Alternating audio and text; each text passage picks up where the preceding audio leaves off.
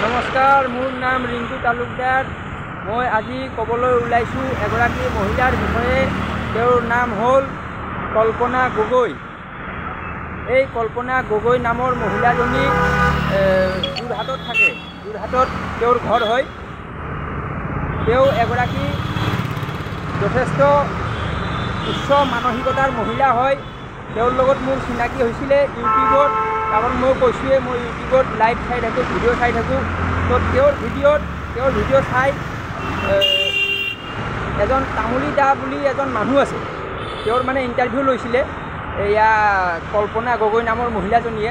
তো সেই ইণ্টাৰভিউটোত মই দেখা পালোঁ যে এজন মানুহে বহুত কাম কৰিব পাৰে ইচ্ছা কৰিলে, যদি বিচাৰে এজন মানুহে যথেষ্টখিনি কাম কৰিব পাৰে নিজৰ পৰিয়ালৰ চলোৱাৰ উপৰিও, আৰু সমাজৰ প্ৰতি তেওঁ যথেষ্ট অৰিহণা যোগাব পাৰে যদি বিচাৰে।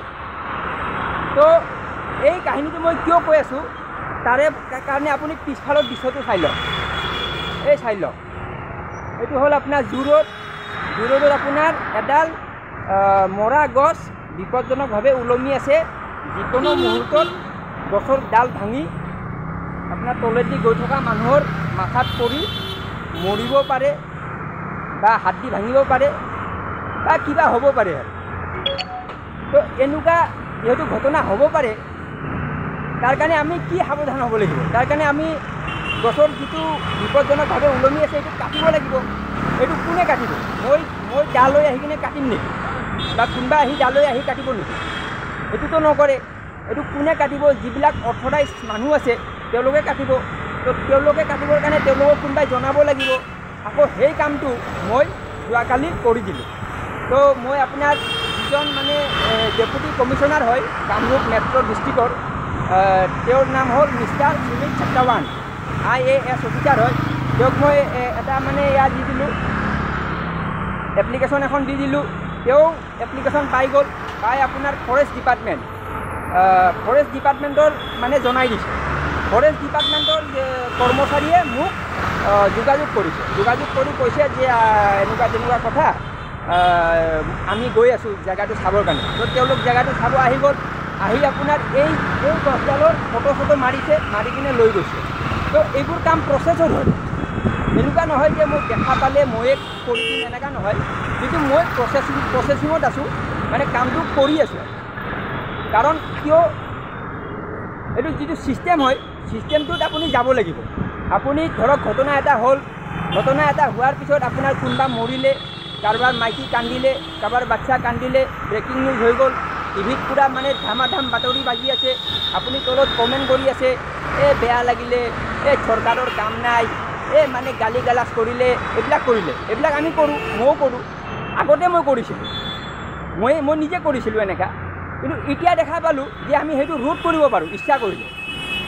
তো এই যে কথাখিনি মই কৈ আছোঁ, এই কথাখিনি মানে এই যে কল্পনা গগৈ নামৰ মহিলাগৰাকী, তেওঁ মানে অনুপ্ৰেৰণা যোগাইছে, উৎসাহ যোগাইছে। তেওঁ মানে তেওঁৰ পৰা পজিটিভ এনাৰ্জি এটা পোৱা যায়। আপুনি সমাজত যিখিনি ভাল মানুহ আছে, সেই ভাল মানুহে ভাল কাম কৰিব বিচাৰে। তো আজিৰ বিষয়টো এইটোৱে। তো সমাজত আমাৰ প্ৰতিজন মানুহে কাম কৰা কেপাচিটি আছে, কিন্তু তেওঁলোকে হয়তো নাজানে বা নিবিচাৰে, বা মানে ইমান ভাবিব নোৱাৰে যে এনেকুৱা হ'ব পাৰে, গছৰ ডাল ভাঙি মাথাত পৰি কিনে মৰিব, ইমানলৈকে ভাবিব নোৱাৰে। বা মানে নিজক লৈ কিনে ব্যস্ত থাকে। হ'ব কোনোবা মৰিব, মোৰ কি আছে, কোনোবা মৰিব, কোনোবা কান্দিব, মইতো নমৰোঁ, এনেকুৱা চিন্তা আছে। কিন্তু এইটো বুজি পোৱা নাই যে মই মৰিব পাৰোঁ, মোৰ কোনোবা মৰিব পাৰে, যিজন মৰে এইজন মোৰ কোনোবা হ'ব পাৰে, ইমানলৈকে মানে ভাবিব মানে নিবিচাৰে বা নুখোজে বা নোৱাৰে। তো এইটো কথা। তো সমাজত মানে কি হয়, আপুনি যদি চিন্তাটো যদি সলনি কৰি দিয়ে, তেতিয়া মানে সমাজত বহুত ঘটনা ৰোধ হৈ যাব। সেইকাৰণে মই বেলেগক বেছি দোষ দি নাথাকোঁ। কাৰণ কিয়, সমাজ সলনি কৰাৰ কাৰণে প্ৰথম নিজক সলনি কৰিব লাগিব। তো সেইকাৰণে মই প্ৰথম নিজক সলনি কৰাৰ চেষ্টা কৰিছোঁ। আৰু এই যে চেষ্টা কৰিছোঁ, ইয়াত মানে এই কল্পনা গগৈ নামৰ মহিলাজনীৰ কিছু মানে প্ৰভাৱ আছে। আপুনি চাব, এই গছডাল আৰু দেখা নাপাব। এই গছডাল কাটা যাব। তো এই গছডাল যে কাটা যাব তাত মানে এগৰাকী যোৰহাটৰ মহিলাৰ মানে ভূমিকা আছে। এতিয়া কামটো মই কৰিছোঁ, কিন্তু মই কাৰোবাৰ পৰা উৎসাহ পাইছোঁ, এইটো কথা। তো এইখিনি কথা শ্বেয়াৰ কৰিলোঁ। ঠিক আছে, ধন্যবাদ।